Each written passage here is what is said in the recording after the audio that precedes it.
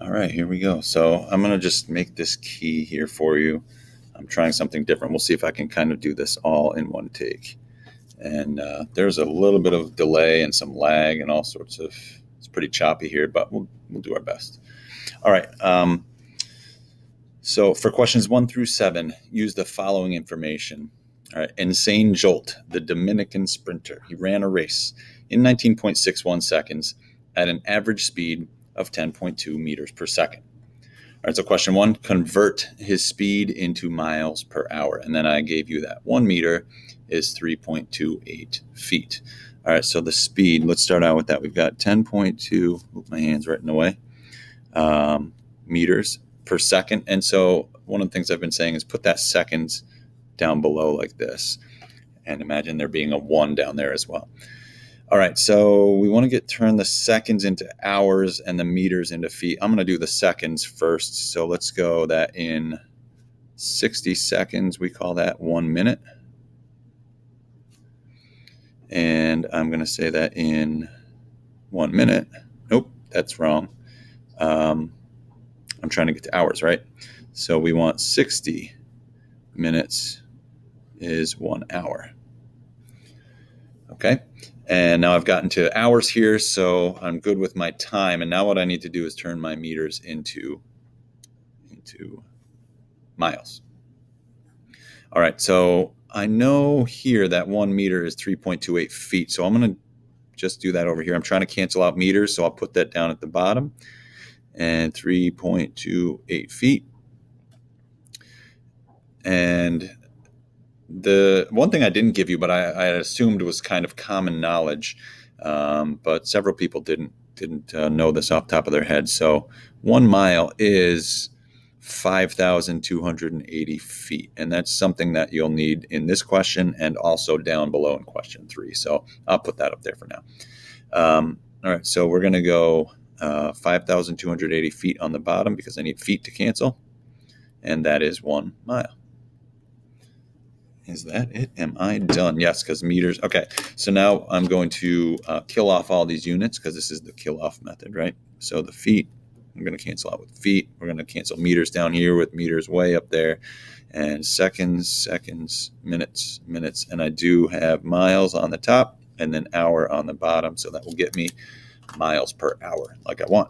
All right, so now what you're going to do is multiply along all the top numerators, and you end up with 120,441.6, and that's miles. And then you multiply all along the denominator, 1 times 1 times 1 times, 5,280 feet. No. Thanks for correcting me. That's hours, miles per hour. That's what we were trying to get. Okay, so now you just divide those two, and you're going to end up with 22.8 miles per hour.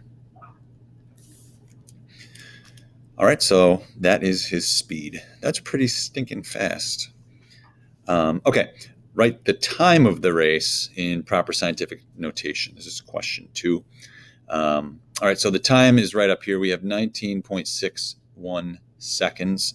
And so all I'm going to do is just move the decimal over basically one place. All right, I'm trying to get a single digit followed by decimal.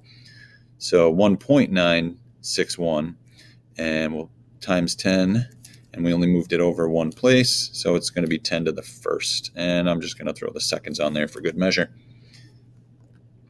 All right, question 3.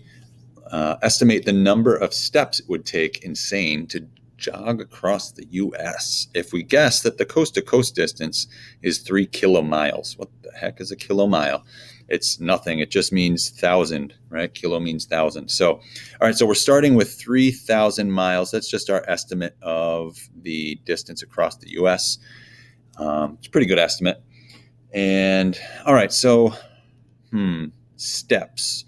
All right, let's see. I would say probably if he's jogging, his jogs are not going to, he's not full on running. So we'll just estimate. We're just guessing, right? Because that's all this is.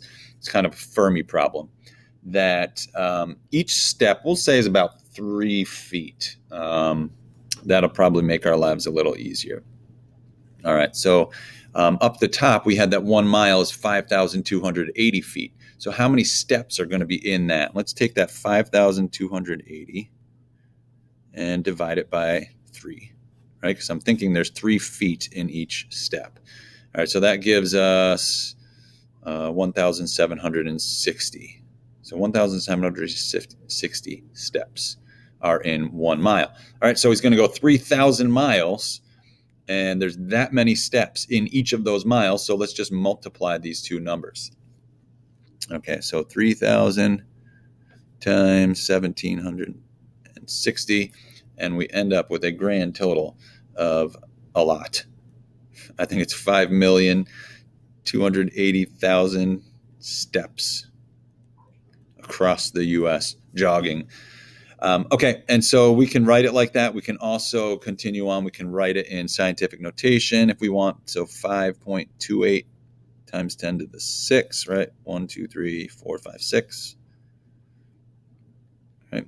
And we can roughly estimate, and we can say, it's 5 million steps, or if you want to say 5.25 million steps, that's okay. All right, so what is the order of magnitude of your estimation for question 4? All right, so first thing we're going to do is look right there, and that's our order of magnitude. Oh, nope, wait. This is going to round. That will not round up.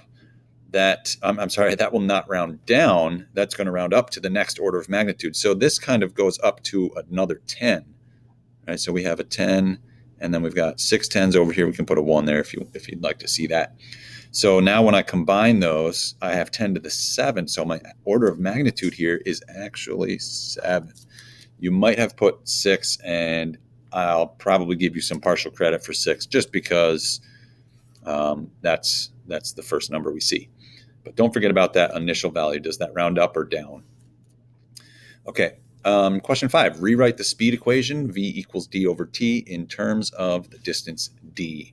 All right, so take this equation, multiply both sides by t, and we will be left with d. All right, so we're going to say that the distance is whatever the speed is times the time. And that bar on top, that just means average. That really doesn't really come into play much here. All right, question 6 now, calculate the distance of the race. All right, so we've got this Dominican sprinter sprinting on the race, and we want to know which race he's doing.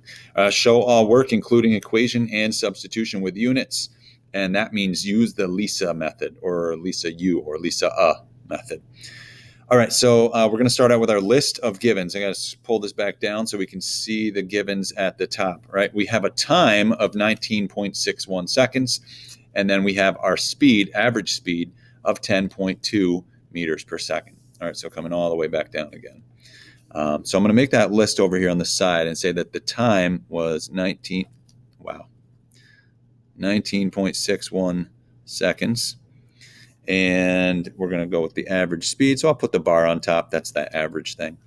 10.2 meters per second. All right, and then in the list, let's put the unknown. What is the thing we're trying to solve for? In this case, it is the distance of the race. So I just like to put a little question mark there.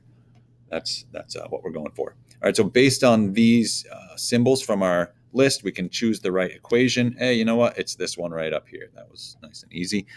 So we're going to go d equals v times t. So that's the E part of the Lisa method. And now we're going to move on to the S, which is to substitute. All right, so D is 10.2, and we're going to multiply by 19.61. Just like that. There's my substitution. And then last but not least is to show the answer, which on the calculator shows up as 200.022 meters.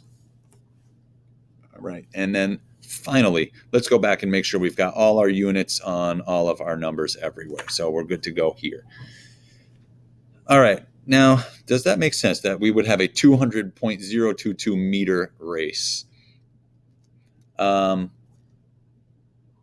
It's telling me that this recording is going to stop shortly.